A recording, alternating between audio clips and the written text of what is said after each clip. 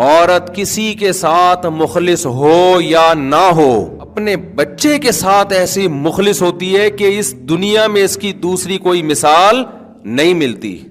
عورت کا سوسائٹی میں کوئی اور کردار مانو یا نہ مانو، اس میں دو رائے ہو سکتی ہیں، خدا کی قسم بچہ پیدا کر کے اس کو پالنا، یہ عورت کے سوا کسی کے باپ میں بھی دم بولو نہیں ہے۔ یہ 2 دن پال کے دکھا دو، کہتے نا میں ابا ہوں، میں کیا ہوں، مجھ سے ملیے، میں بچے کا باپ ہوں۔ بہت اچھا ہے، ہم تو آپ کی بھی فضیلت کے قائل ہیں، ٹھیک ہے، ہم خود باپ ہیں، لیکن جب پیدا ہوا تھا 2 دن تو اپنی گود میں رکھ کے دکھاتا ہے اس کو، خالی صرف 2 دن خودکشی کر لیتا کھڑکی سے چھلانگ لگا کے، میں مر جاؤں کبھی۔ پال سکتے ہو، دودھ پیتا بچہ ہے نا، 2 دن فیڈر سے دودھ پلا دو اس کو، 2 دن پالو آپ ڈپریشن کی گولیوں پہ آ جاؤ گے۔ آپ بولو گے میں ملک فتح کر سکتا ہوں، میں ایٹمی دھماکہ کر سکتا ہوں، میں بم بنا سکتا ہوں، میں کہیں بم رکھ کے آ سکتا ہوں، میں فدائی حملے میں پھٹ سکتا ہوں، میں تو یہ بچہ نہیں پال سکتا، یہ ممکن نہیں ہے۔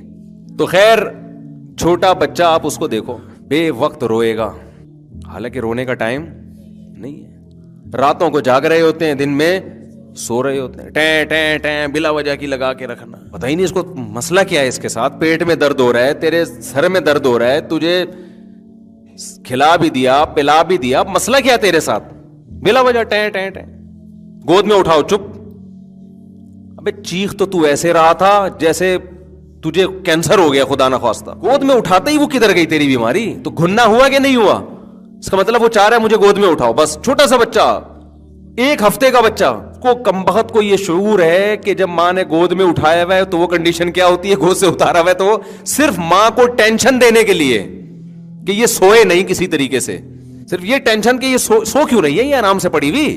اکثر جب ماں کھانا کھاتی ہے نا، بچے ٹیں اس وقت شروع کرتے ہیں، 1 ہفتے کے بچے کی بات کر رہا ہوں، اس کو یہ شعور ہوتا ہے سگنل کہ میری اماں اب تمیز سے بیٹھ کے چونکہ کھانا کھا رہی ہے تو تمیز تو ہونی نہیں چاہیے، یہ کیا بات ہے، سکون کیوں مل گیا اس کو؟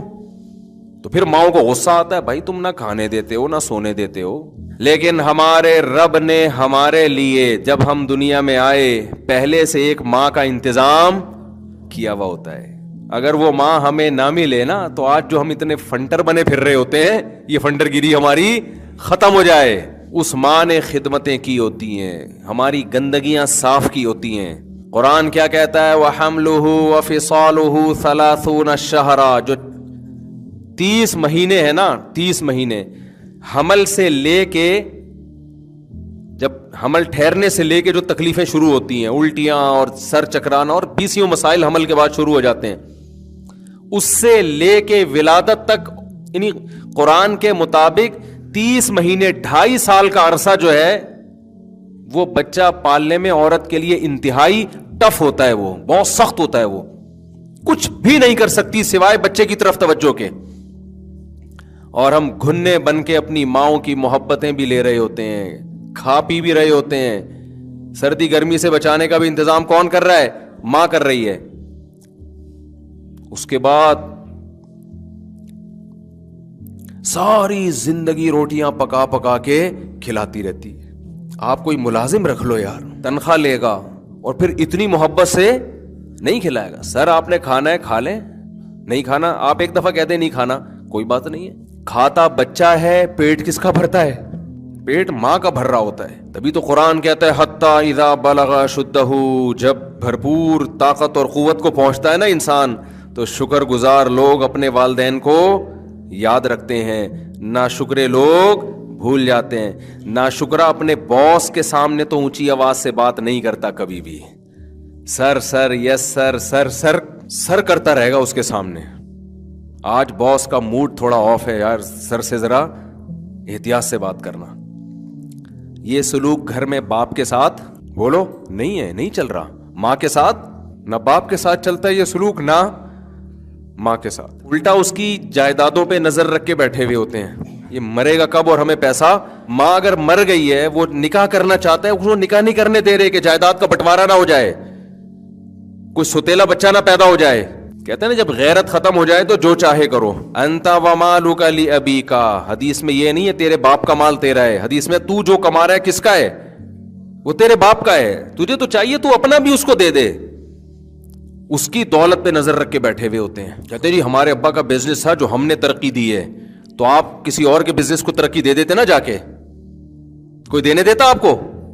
آپ جا کے شاپ پہ بیٹھتے کسی کی کہ اس کو ہم ترقی دے کے بڑھائیں گے, وہ دکان سے نکال دیتا. بھائی تو کون ہے؟ یہ چلتا ہوا بزنس باپ نے آپ کے حوالے کیا تھا جو پھر آپ نے اس کو ترقی دی ہے. تو پہلے اس میں کچھ جان تھی جو آپ نے اس کو ترقی دی ہے. تو سب سے پہلا حق اللہ کا, اور قرآن میں اللہ اپنے بعد سب سے زیادہ بڑا حق کس کا بیان کرتا ہے؟ سب سے بڑا حق والدین کا بیان کرتا ہے. تو والدین بھی ڈکشنری سے نکل رہے ہیں. بدتمیزیاں, لڑکیاں ماؤں کے ساتھ تمیز سے بات نہیں کرتی, بیٹے باپ کے ساتھ تمیز سے بات نہیں کرتے. اور ایک بات تو بہت ہو رہی ہے, میاں بیوی میں جب طلاق ہوتی ہے نا, تو یاد رکھو اولاد کے لیے باپ کا حق اور ماں کا حق برابر ہے. طلاق کی وجہ سے بعض دفعہ ماں کی طرف چلے جاتے ہیں, باپ کو بھول جاتے ہیں ہمیشہ کے لیے. بعض دفعہ باپ کی طرف چلے جاتے ہیں, ماں کو بھول جاتے ہیں. کل قیامت کے دن اللہ تمہیں پکڑے گا اس پر.